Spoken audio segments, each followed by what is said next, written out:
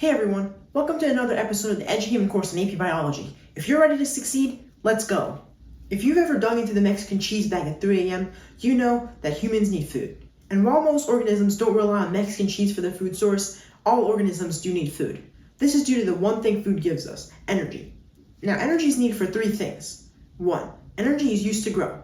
Energy is used to fuel processes which allow organisms to grow. 2. Energy is required to reproduce. And I know what you're thinking.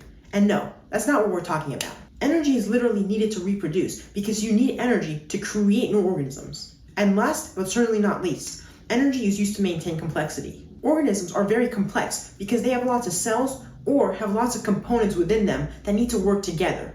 And, like my bed in the morning, the universe tends to go towards things with more disorder, or entropy. And how do you reverse entropy? Yeah, you guessed it, you need energy. There are 5 main elements in biological macromolecules. However, there's one main one, carbon. Carbon's a really good choice for building life because 1, it has 4 valence electrons.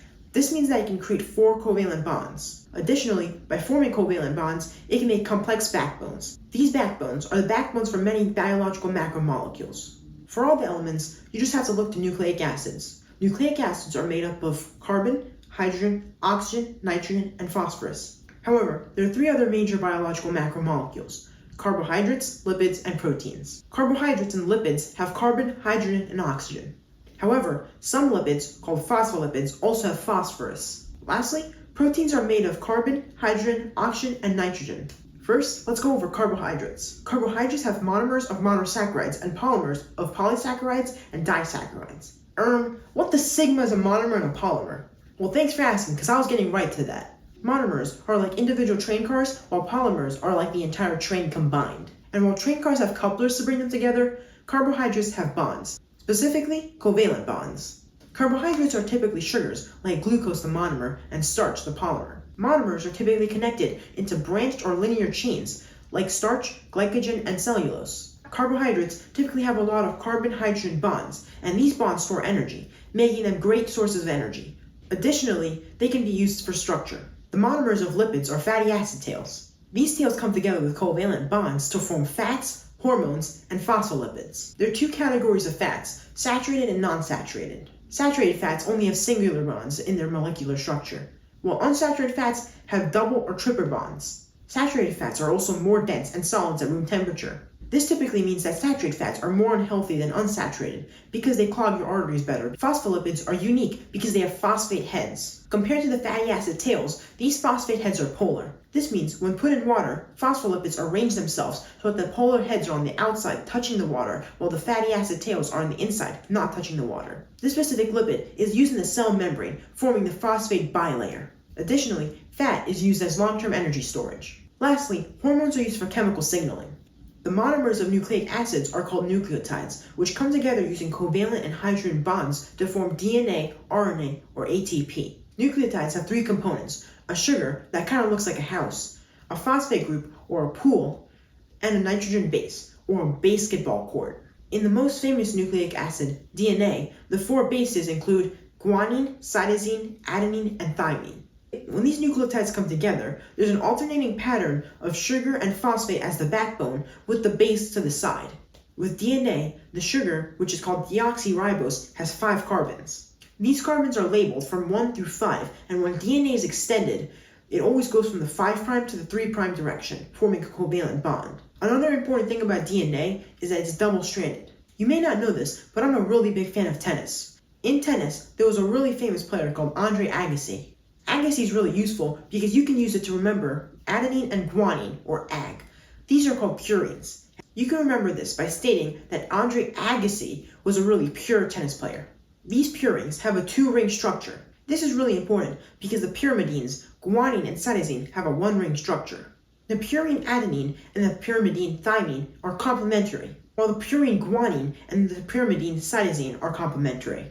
Because the purines and the pyrimidines are complementary to each other, the double helices of DNA have a uniform width. And while I've been mentioning DNA all this time, RNA is very similar. However, RNA only has a single strand, opposed to DNA's double helix, which are anti-parallel, which means that the 5' to 3' direction on one strand is opposite to the 5' to 3' on the other strand. Also, RNA has uracil and not thymine as a base. RNA has a different sugar, ribose, instead of deoxyribose like DNA. What's important to note is that DNA and RNA both have nucleotides. These nucleotides have a bunch of unique combinations, resulting in information being stored. Lastly, while I haven't mentioned it in all this video, ATP is crucial to biology. ATP is the main energy molecule in biology, and you'll learn all about it later. The monomers of proteins are amino acids and are connected using peptide bonds to form polypeptides. Polypeptides are unique because they have 4 levels of structure. The first level consists of the sequence of amino acids, which are a carbon, hydrogen, hydroxyl, amine, and a varying R group. In the secondary level of structure, hydrogen bonds cause 2 structures to be made, alpha helices and beta sheets. In the tertiary level of structure, the polypeptide folds according to the varying R groups. Some of these R group interactions include, but are not limited to, disulfide bonds, ionic bonds, hydrophobic exclusion, and hydrogen bonds. Lastly, we have quaternary structure. Quaternary structure is when multiple polypeptides come together and fold around each other. This level of structure is not present in all proteins, however, it is in some, like hemoglobin. What's interesting about these 4 levels of structure is that there's a practically infinite number of folds, resulting in a practically infinite number of uses for proteins. One specific category of proteins are called enzymes. Enzymes are catalysts which run chemical reactions. These enzymes have one important structure, the active site, where substrates or reactants can attach to. These substrates in the enzyme eventually become the products of chemical reactions. In your classroom, you might do the paper dot lab, which uses amylase, a type of enzyme. Finally, we have to talk about how monomers become polymers. Dehydration synthesis involves dehydrating or moving water from 2 monomers to create a bond and synthesize them together. Hydrolysis involves hydrating or adding water from one polymer to remove a bond and separate a polymer into 2 components. One important note is that this water is not actually water, but 2 hydrogens and an oxygen. I know I just threw a lot of information at you, and if you need a chart to remember things, there's a link for one in the description. But that's all for Unit 1 of the EduHaven course on AV Biology. If you want to check out the next episode, it'll be right here. And if you want to check out another EduHaven course, it'll be right over here. Thanks for watching, and I hope you succeed.